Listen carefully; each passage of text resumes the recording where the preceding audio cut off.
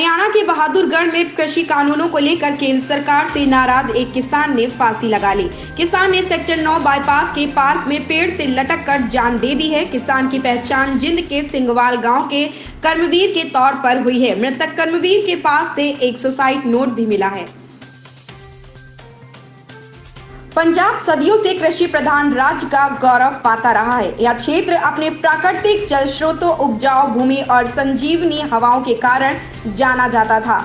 बंटवारे के बाद ढाई दरिया छीने जाने के बावजूद बचे ढाई दरियाओं वाले प्रदेश ने देश के अन्न भंडार को समृद्ध किया है।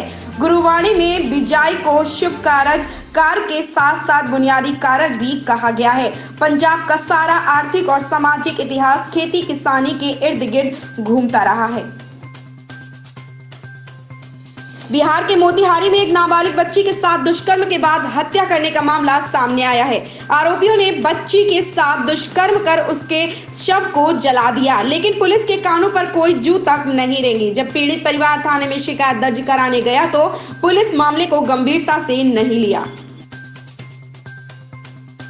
प्रदेश सरकार ने केंद्र सरकार से प्रदेश के सभी मंडल मुख्यालयों पर एक एक सैनिक स्कूल स्थापित करने की मांग की है। इससे संबंधित प्रस्ताव केंद्र सरकार को भेज दिया गया है। इन स्कूलों की स्थापना से छात्रों को सस्ती व गुणवत्तापरक शिक्षा प्राप्त हो सकेगी। बहराइच में पुलिस व एसएसबी की टीम ने चेकिंग के दौरान बड़ी सफलता हासिल करते हुए 3 महिला तस्करों को 18.5 किलो चरस के साथ गिरफ्तार कर लिया। पकड़ी गई महिला तस्कर नेपाल से जंगल के रास्ते होते हुए हरिद्वार जाने की फिराक में थी। पुलिस ने महिला तस्करों के खिलाफ मुकदमा दर्ज कर उन्हें जेल भेज दिया है। पुलिस के मुताबिक बरामद चरस की तस्कर 50 करोड़ रुपए से अधिक आंकी गई है। आवासीय विद्यालय की रैंकिंग में फर्जीवाड़ा करने वाले मामले में राज्य नियोजन संस्थान के 2 आईएएस अफसरों समेत 11 अधिकारियों पर जालसाजी और दस्तावेजों में हेराफेरी का केस दर्ज किया गया है। आरोपी अफसरों में आईएएस अंकित कुमार अग्रवाल और ज्ञान प्रकाश त्रिपाठी भी शामिल हैं। अंकित वर्तमान में प्रयागराज विकास प्राधिकरण में उपाध्यक्ष हैं। वहीं ज्ञान प्रकाश विशेष सचिव नियोजन है। नियोजन की मूल्यांकन अधिकारी रही महिला की शिकायत पर जांच के बाद राजधानी के महानगर थाने में यह केस दर्ज किया गया है। गणतंत्र दिवस की ट्रैक्टर परेड के दौरान दिल्ली में बवाल के बाद संयुक्त किसान मोर्चा ने बड़ा फैसला लिया है। संयुक्त किसान मोर्चा ने रोड बदलने वाले 2 संगठनों को निलंबित कर दिया है और उनके खिलाफ जांच के लिए कमेटी भी बनाई गई है।